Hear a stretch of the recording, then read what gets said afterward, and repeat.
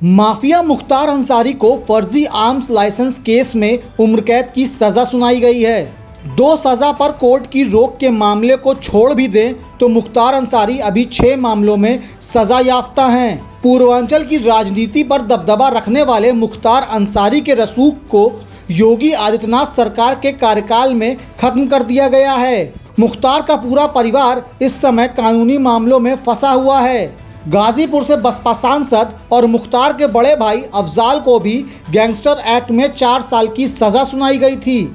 इस मामले में संसद सदस्यता भी छिन गई। हालांकि बाद में कोर्ट ने सजा पर रोक लगाई तो अफजाल की सदस्यता फिर से बहाल हो गई। एक बार फिर से उसे समाजवादी पार्टी ने गाजीपुर से उम्मीदवार बनाया है। वहीं मुख्तार की मुसीबत कम नहीं हो पा रही है। बागा जेल में बंद मुख्तार के खिलाफ लगातार कोर्ट में प्रभावी पैरवी के जरिए सजा सुनिश्चित कराई जा रही है। इन मामलों में सजा का ऐलान। मुख्तार अंसारी को फर्जी लाइसेंस केस में आईपीसी की धारा 428, 467, 468 और आर्म्स एक्ट की धारा 30 के तहत आरोप सिद्ध होने के बाद सजा का ऐलान किया गया।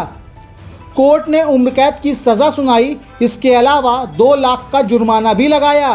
रूंगटा परिवार को बम से उड़ाने की धमकी मामले में 5 साल की जेल और 10,000 रुपए का जुर्माना। चर्चित अवधेश राय हत्याकांड में उम्र कैद की सजा। गैंगस्टर एक्ट में Ghazipur MP MLA court ASJ तुर्थ ने 10 साल के सश्रम कारावास और 5 लाख रुपए का जुर्माना। आर्म्स एक्ट और 5 टाडा एक्ट के तहत नई दिल्ली में दर्ज केस में एएसजे साउथ डिस्ट्रिक्ट कोर्ट ने 10 साल सश्रम कारावास और 5.55 लाख रुपए की सजा सुनाई। गैंगस्टर एक्ट में गाजीपुर एमपी एमएलए कोर्ट ने सुनाई 10 साल के सश्रम कारावास की सजा और 5 लाख रुपए का जुर्माना।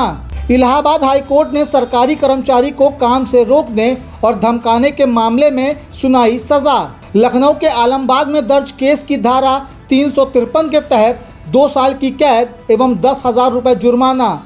धारा 504 के तहत 2 साल की कैद एवं 2,000 रुपए का जुर्माना।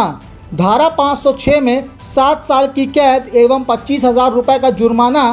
लखनऊ के हजरतगंज थाने में दर्ज गैंगस्टर एक्ट में इलाहाबाद हाई कोर्ट ने 2 साल की कैद और 10,000 रुपए का जुर्माना लगाया है।